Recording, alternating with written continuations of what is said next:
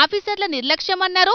ఈడ చూస్తేనేమో ఆఫీసులున్న కుర్చీలు, కంప్యూటర్లు, బీరువాలన్నిటికీ ఏమో కాయిదాలు అతకబెడుతున్నారని అనబోతున్నారా? ఆ తెంక మేం వివరంగా చెప్తాం గాని ముందుగానైతే గీ అవ్వ చెప్తున్న మాటలేనుర్రి. మా ఆస్తులు మేము గవర్నమెంట్కి ఇచ్చినాం. ఏది అర్జన్లకు క్వార్టర్స్ కట్టిస్తామంటే ఇచ్చినాం. ఇచ్చినాక అది ఎప్పుడు అంటే 84లో 85లో ఇచ్చినాం. అప్పుడు కొంచెం ఒక 1 లాక్ వచ్చింది.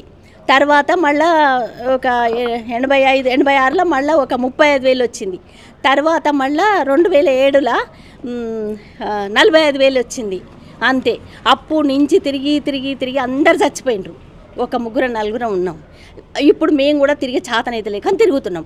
కానీ ఇవి ఏమి డిపార్ట్మెంట్లు, ఏమి గవర్నమెంటు ఎందుకు ఉసురు పోసుకుంటున్నారు? అది వడ్డీతోటి 22 లక్షలు 11 ఎకరాల 20 గుంటలు ఇచ్చిండ్రు.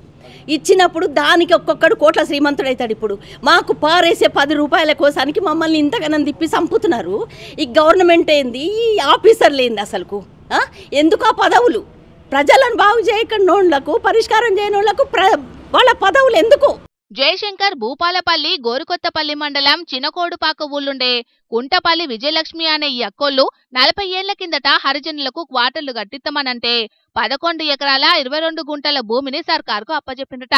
3 కిస్తీలల్లా కొంత పరిహారం ఇచ్చిండ్రట గాని పూరా ఆగియ్యలేదట. ఇక అప్పటి సంది పరిహారం కోసం ఎదురు చూస్తున్నారట గాని అధికారులెవ్వలు పట్టించుకోకపోయేటాలకు కోర్టుకు పోతే అప్పటి సంది ప్రతి ఏడాది 12% వడ్డీతోని కలిపి మొత్తం 22 లక్షలు ఇయ్యాలనని అధికారులకు ఆర్డరేసిండట. ఇగిట్లా పైసలు ఇయ్యకుంటే సర్కారు సొత్తును జప్తీ చేసుకోవచ్చని చెప్పిందట వాళ్లకు.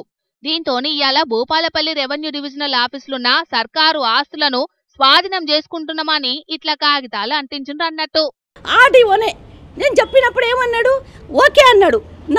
నా ఫోటో పేపర్లు వేసిండ్రు, మ్యాటర్ పెట్టిండ్రు. 16వ తారీఖు రమ్మంటే 16వ తారీఖు ఆఫీస్కి వచ్చినాం. వచ్చాక ఏమన్నాడు? నా దగ్గర లేవు, ఎంఆర్ఓ దగ్గర లేవు, కలెక్టర్ ఆఫీస్ ఇమ్మన్నాడు. ఇలా ఇది అబద్ధాలు ఆడటానికి ఇంట్లో అబద్ధాలు ఆడితే పెళ్ళాం. పాపం ఆ అవ్వకు ఎంత ఆవేదన ఉంటే గిట్లా మాట్లాడుతుంది చెప్పుండ్రి. మరిగా అధికారులదైనా ఏం పద్ధతి అన్నట్టు? ఇచ్చే పైసలు ఇయ్యకుండా గిన్ని రోజులు ఇట్లా తిప్పించుకుంటే ఈ మాత్రం కోపం వచ్చుట్లా తప్పేం లేదు పోన్రి.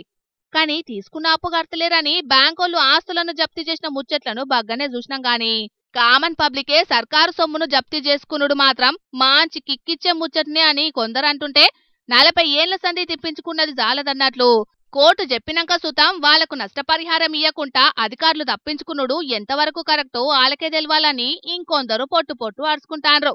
చూడాల మరి ఈ ముచ్చట్ల అధికారులు ఏం చేస్తారో.